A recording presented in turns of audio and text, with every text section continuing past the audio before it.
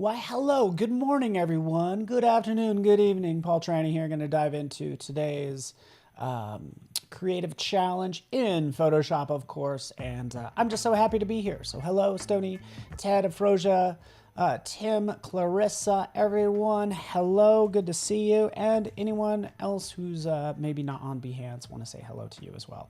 Feel free to chime in. This is going to be a lot of fun because we're talking about typography and dealing with type and text in Photoshop. So you can see if you do jump over to behance.net/Adobe Live, below me, you'll see a link for the file. So that's the short of it. And yeah, I'm happy you guys are here. So I'm just going to show you what that looks like on my screen as I share it right here. There we go. Oh, it's getting kind of trippy here, but right down here, get your starter files right here. Okay, so that's the short of it. Grab that file, and all it is some text. So out of all the challenges, like this is the easiest in terms of the starter file. Notice there's already 2 text elements in here. Turn that off. This is the one we're going to deal with. So audio is good on your end. Oh, good. Thank you, Victor. Awesome. Thank you so much. Love hearing that. Hello, Luis, out there on YouTube. So here we are, the great unknown. How was this done? I was toying with like not even having any text in here since we're talking about creating beautiful text effects, right? Because you can't. Like if this wasn't here, for instance, let me just copy this text. I can click, paste. It's just the text tool, right? I didn't want to like insult your intelligence, but I also want to make sure I cover things as well. But you have the horizontal type tool. So the type tool is in every app these days. Not really need to cover it. But what we do need to cover is once we select that text, we can resize it, Command T. But let's take a look at the properties panel off to the side. And I'm, again, just happy. I think it's a good day to be alive, everybody. I love the summertime, and I love being here with you. So we have our character right in here. So the properties panel really has everything that we need. Character, paragraph, type options, all that fun stuff. But look at the difference here. And usually this is the, I don't know, maybe the riddle I would have for you, because this is all mostly in lowercase. Why is that? Well, we'll go off to the side and we'll see right down here under type options, it's because it's set to all caps. So you could always turn that off. Like, oh, that's what it looks like. So no need to type in all caps. We could have fun with this font as well if we want to. I'm just going to go ahead and duplicate this layer. We could drop in different text, as you can see right here, some that I have favorited. All that good stuff. I encourage you to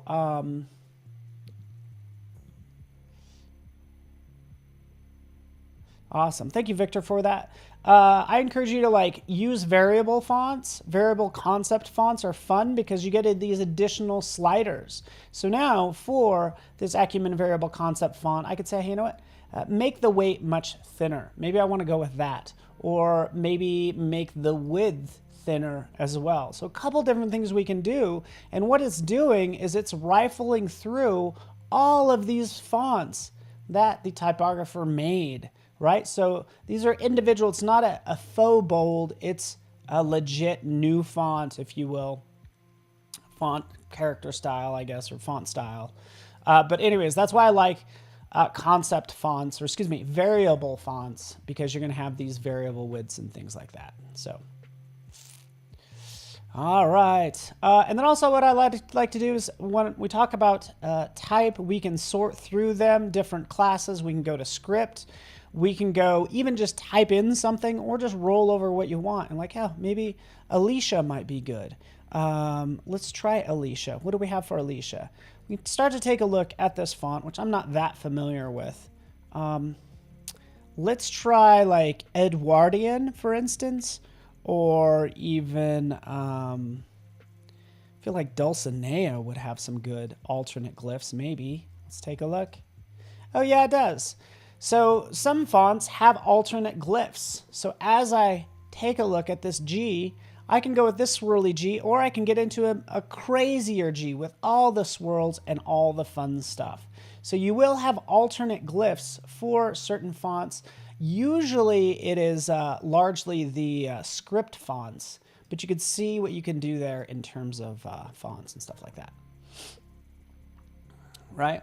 Oswaldo, hello. So super fun. You have these alternate glyphs. By the way, you could just open up the glyphs panel if you want to as well. So go down to glyphs. Here it is, all the glyphs for this. And it gets even more interesting from there, but these are all the glyphs. We can see when you start to tie together, say, a Q and a P, or two P's together, or TK. You know, these are sort of glyph lockups, also known as, actually we have stylistic alternatives, and then alternates as well. So everything is listed there, which I think is cool. Okay, so that's it about like concerning fonts. Get some fun ones out there. You guys know my favorite one is LustScript Pro, right? We know that. Well, you probably don't know that, but maybe you do, because it has all these fun ones too. It's like, oh yeah, curly, make that curly. What about this H right here? Oh yeah, let's have that kind of swing over like so. I just love LustScript Pro, right? Just has all these fun things that you could start adding to your text and make something cool. So awesome.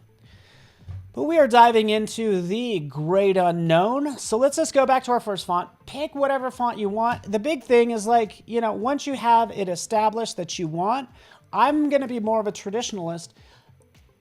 Sean, you know what's up. Sean and Reverb Mike and Froja and everyone, like, you probably have thousands of fonts, and you can install thousands of fonts right in here just by going to more Adobe fonts. But chances are, what, you only use like 3, right? That's typically my case. That's why I'm actually sticking with, like, I could stick with Myriad Pro, right? That's it.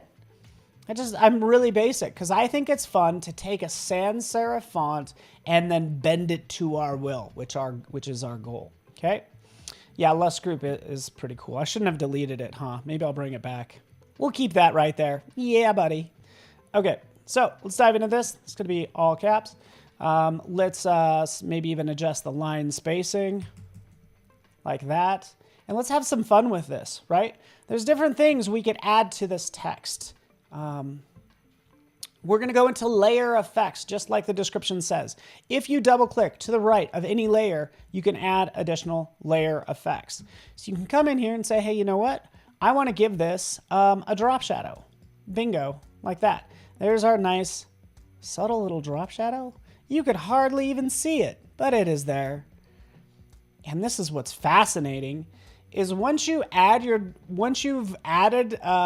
sort of like customize this. I've already played with this some, so if you have this file, I have a little surprise in here for you. But you can add a drop shadow. We can see it right here. And we could add as many drop shadows as we want. Just to give you an idea, here's the distance. We can see that kind of doing its thing. You guys know what drop shadows do, right?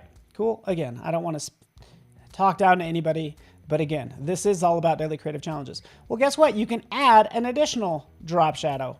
Bingo, just by hitting that plus button. The second one you have, guess what? We can adjust the distance. We can change the color like I'm doing right now, okay? And then you can have another one on top of that, another one on top of that, another one on top of that. And look at how fun this starts to get. Boom, boom, boom, boom, boom, on down the line. And now we have sort of like this fun sort of just nice, just a cool drop shadow with each one being offset like 2 pixels, right? Which I think is cool, right? So that's fun. Guess what happened there? If we take a peek, there's all my drop shadows, all right? Double click on that again, and we can go in and, you know, play with this some more if we want to. Yes, you could add as many drop shadows as you want. It's super fun. It gets more interesting. Like if this was smaller, watch what happens. Let's actually shrink this down. There we go. So this file is kind of large, but as I shrink it down, notice how it's always going to be 2 pixels. But I just think that's kind of a cool look. Once you have that done, by the way, hey, you don't want to have to do that every single time. Since we made this layer style, we can go into styles. Here it is. And I don't know if you guys are going to have this or not. You probably will not. But once you have that set up, you can say, hey, you know, let's make this a new style. Bam. There it is. Paul's drop shadow. Shadows.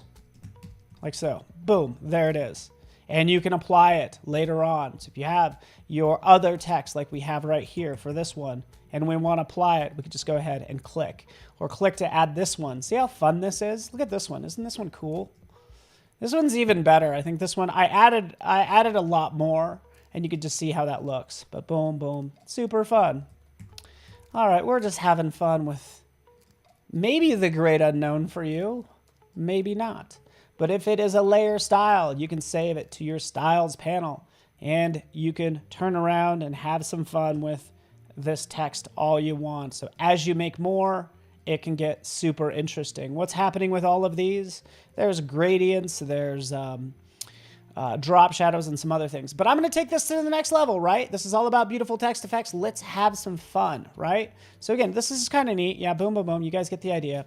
What is it doing? In fact, if I turn this on, you can start to see it add. Let's see this in action, so we catch a vision for this. As I click, you could see it add all of my layer effects to it. Boom. See how it changes over here. Adds it. Ba-ba, ba-ba, ba-ba, ba-ba. All right, cool. Got it? Got it. Super fun what you can do, right? You can always so you could save your own. You can find more out on the interwebs. You can also load up legacy styles and more. Those will pop down here.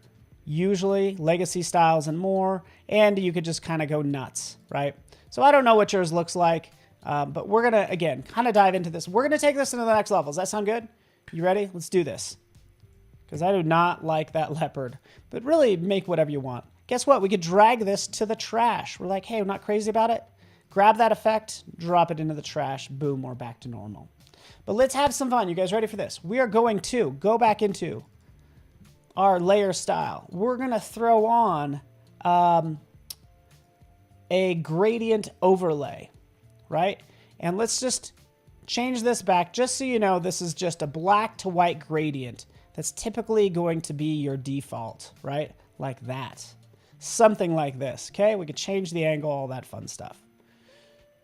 I'm actually going to change this from linear to reflected.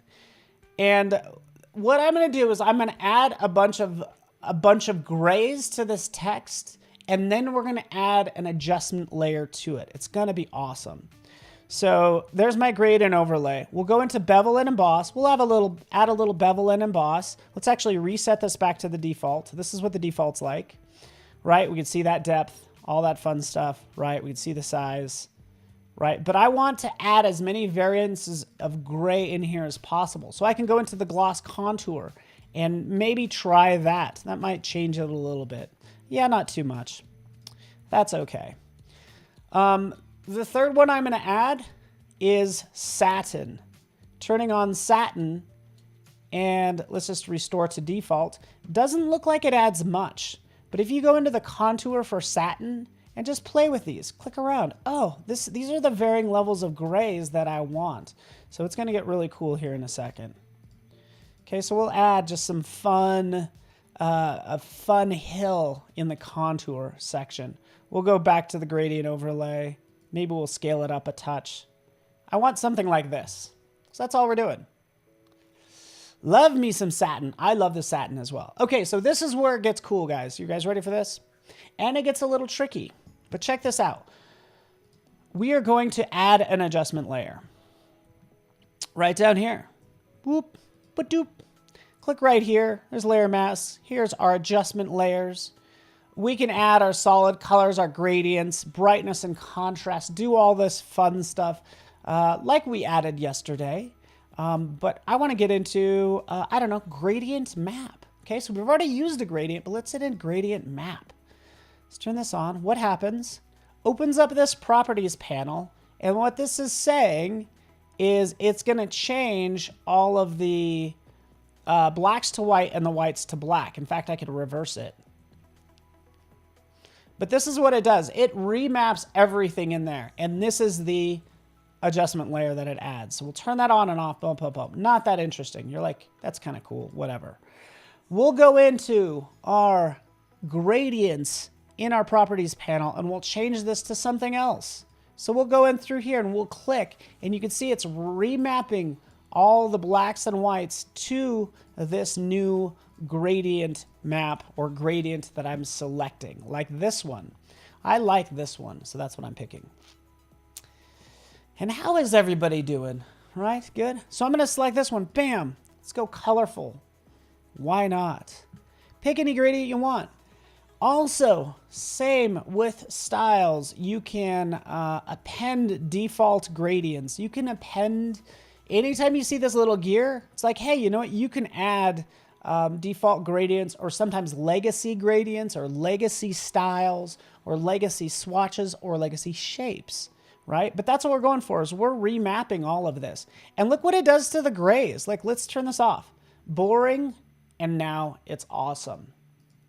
At least it's getting there. Okay, you ready for this? You ready for this, Sean and everybody else? This is something that I'm glad everybody's here for. Okay, I'll even bring myself up like full screen just so I can make a point. All right, I've made my point. Let's dive into this.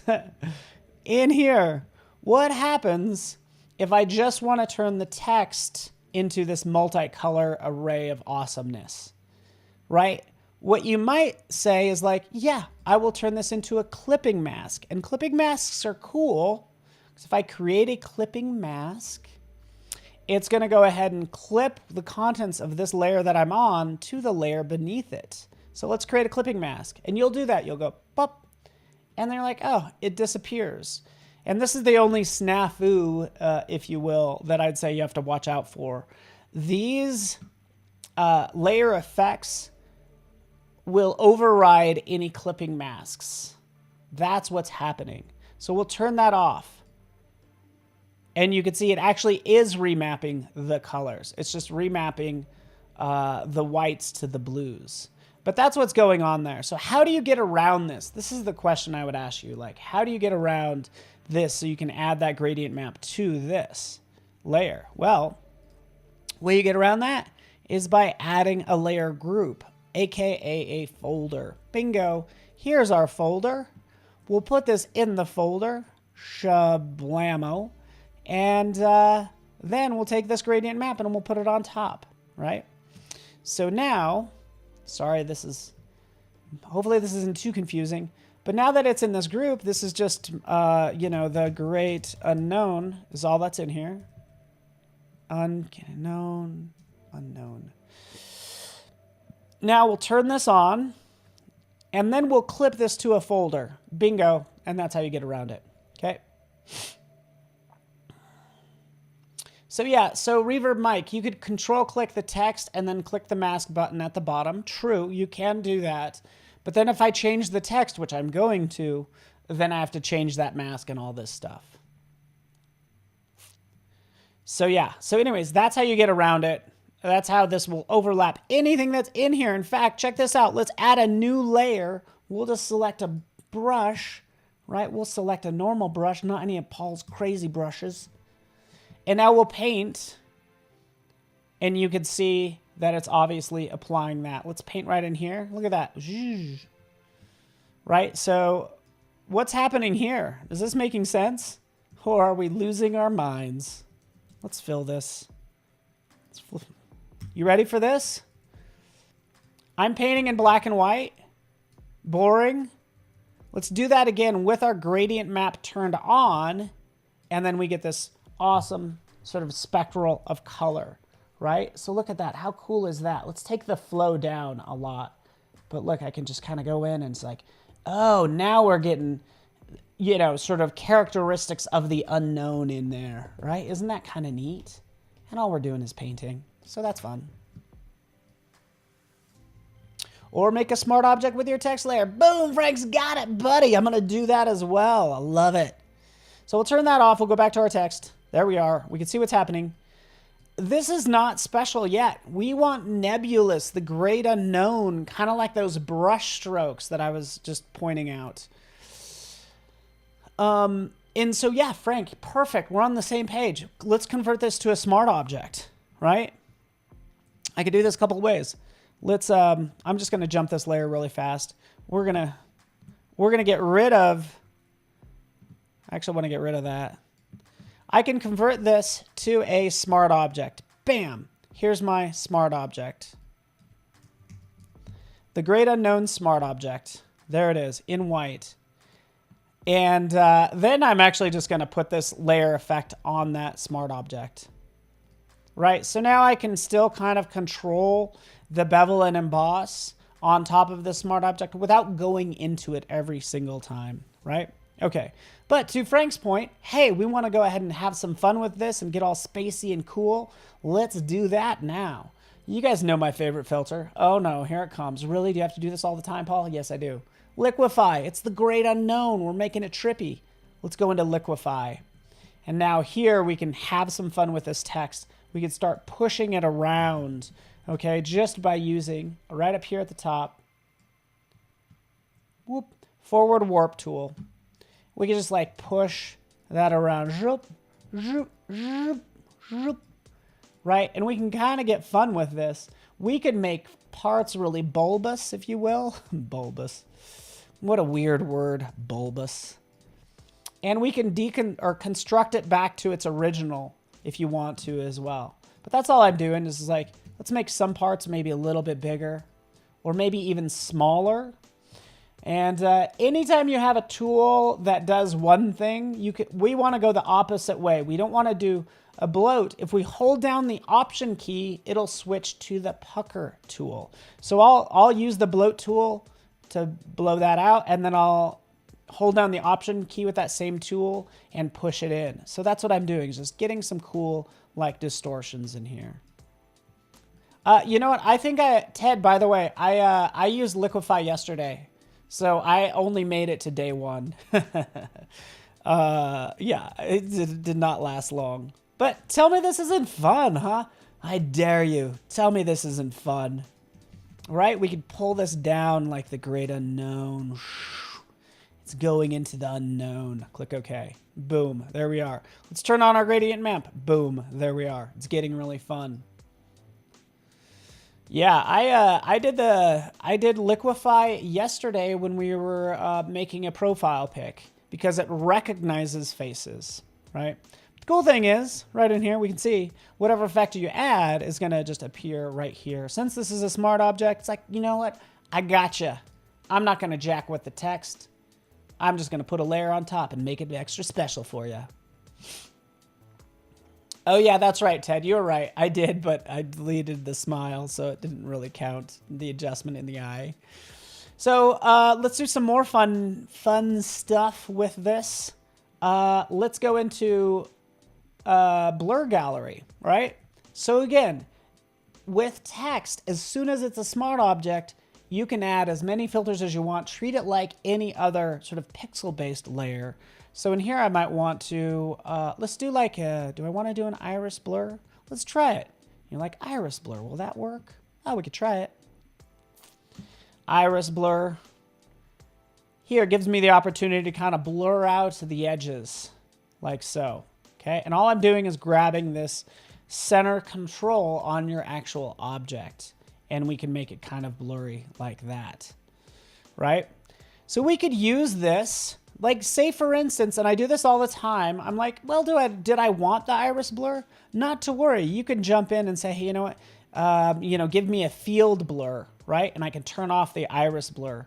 And now what we're dealing with is a field blur, wait for it. It's updating. Here's my field blur. So field blur, I can add as many of these points as I want. I can get into this, like, I could do all sorts of craziness. I can click here, make this sharper, make another part more blurry by using field blurs around this object, okay? It's taking a little while because this is a pretty large file. So anyways, that's all I was doing. So let's turn back on iris blur because I kind of like iris blur. And let's turn off field blur. But you could have so much fun with this. I could spend a whole day on the blurs alone. We'll click OK. Back in here. All right. Now, keep in mind, I can still paint. Let's actually paint. Let's try this. Let's try painting behind that text to bring out some of these parts. I'm just painting in black, right? But I can paint in black and white, you know, on these edges just to give it like a fun glow if I want to. And this is really like your job at this point to go through, have some fun with this. It's getting very, I don't know, it's getting very Inspector Space-Time, if you will. Does anybody know Inspector Space-Time? Please tell me somebody does. So yeah, that's what I would do. You could also take this and decide, hey, you know, I want to add more to it. In fact, you can add even other brushes. I have some crazy brushes that I would add in here as well. The Great Unknown. I got some brushes. We'll talk about brushes later on. But let's go into Paul's brushes. You know, sort of like a butterfly or leaves. You guys know me, right? A face. Ooh, a hand. Let's try this hand. The Great Unknown. Oh, so cool. Right? Let's kind of drop that in like that. The Great Unknown. It's getting trippy now. You get the idea. So psychedelic, right? That's what I would do. Just like, how weird is this getting now? What is that, a cockroach? Yeah, it is. It's weird. Right? And have some fun with it is all I'm doing, right? So super fun. And it all happens based on this gradient map. So if you want to try something new, hey, go in. You're like, hey, maybe I do want to try sort of a different palette. In fact, I'm going to drop these particles back in here just so it gets kind of crazy. But if I do want to go in and change my gradient map, I know this is hurting our eyes right now. But if we wanted to try some different sort of color schemes, we could do that. Whether we wanted to affect everything or just whatever's in the folder, right? We have that sort of control. So it's super fun. You can see right here, here's my final that I actually did. Feel free to post whatever you create in Discord. This is just something I was having fun with last night. Life's so hard, man. I just want to be an animator, illustrator, art director, indie game developer, fine artist, writer, start a cool co-working space with all my friends. So again, just fun you can do with type. Hopefully you catch a vision for it. Thank you so much for watching. I'll see you guys all tomorrow. Bye.